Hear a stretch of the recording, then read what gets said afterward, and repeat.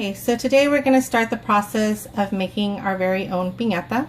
I'm going to start here by making our starch paste. I started off with 1 part cold water to 1 part starch, and I have 2 parts water boiling right now. I'm going to add my starch solution to my boiling water and mix it thoroughly until it becomes opaque and thick. I've added my starch solution to my boiling water. You definitely want to keep stirring. You don't want your paste to start sticking to the side of your pan. And we're just going to do this until it becomes thick and opaque. It's really important that when you dissolve your starch in the cold water that you dissolve every little bit, there's no lumps, or else your solution will also be very lumpy. Okay, so I went ahead and turned off the heat, and now we have a nice, very even starch paste. Remember, the more water you add to this, so the more watery it is, the longer it's going to take your project to dry. So it's kind of the pros and cons. This is a little bit harder to work with if you're a first timer, because you do have to brush it on, be more patient, but your project's going to be dry faster. So this is the start to our R2D2 Piñata. I've glued 2 pieces of poster board together for the body. Right now I'm just using the rubber bands to hold the 2 pieces together until they dry. I'm going to use the 2 balloons on either side. The top one, the blue one, that's going to be the head. That will actually be covered in paper mache. The bottom orange one, that is just used to stabilize the shape of the body.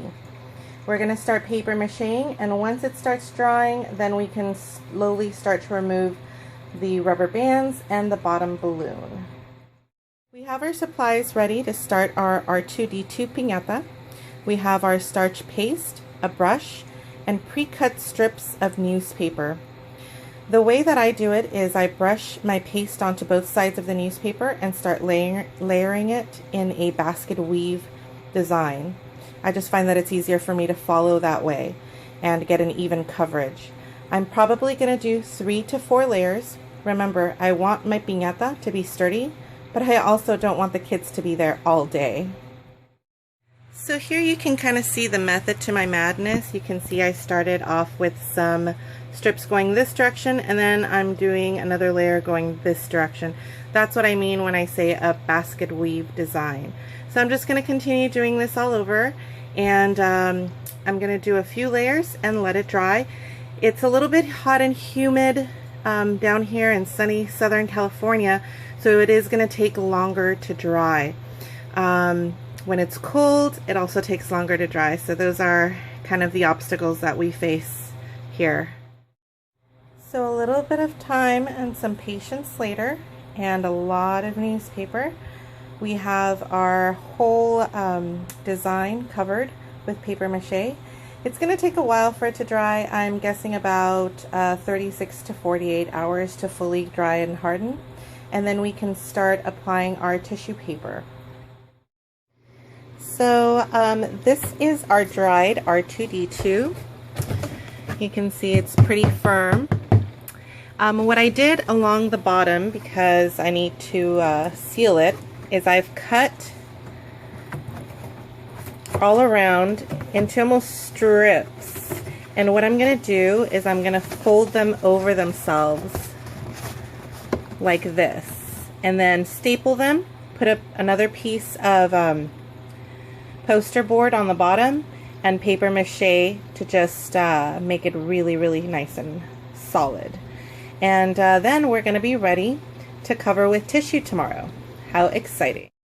Okay, so what I did here is I took a sheet of tissue paper, which you can see right there. I cut it into 4 pieces. I folded each of those pieces in half, lined them up using paper clips, and then I've made these little cuts into them to create the flares.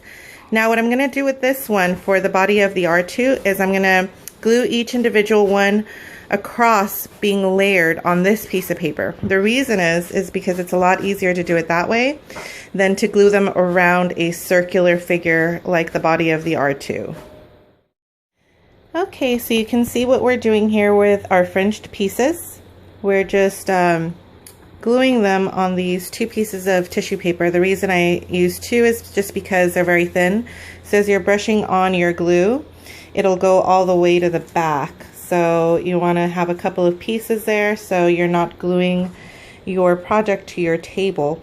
I'm just going to continue this all the way to the top, and then we're going to glue this piece around the body of the R2D2 unit. Okay, so we're working on the top of the R2, and what we're doing here is we cut a blue circle for the top, and then I made a fan and cut these pieces by folding the piece of metal tissue paper into a fan and then cutting a circle at the top and then just circling at the bottom, and we're just slowly pasting it around. It doesn't have to be perfect, and the bottom doesn't have to line up. It's going to be really difficult to do that because our bottom part is going to cover that. So don't worry too much about it being absolutely perfect, just as long as it looks good in the end. Okay, so 30 million hours later, here's our finished R2D2 Piñata. I'm pretty proud of it. As you can see, the only part that isn't any kind of tissue paper is actually the red eye. What I did there is I did use a piece of gray tissue paper, and then I used red acrylic paint and glitter to kind of give it a little bit of oomph and girliness, because it is for my 3- and 5-year-old nieces. So I really hope they enjoy it.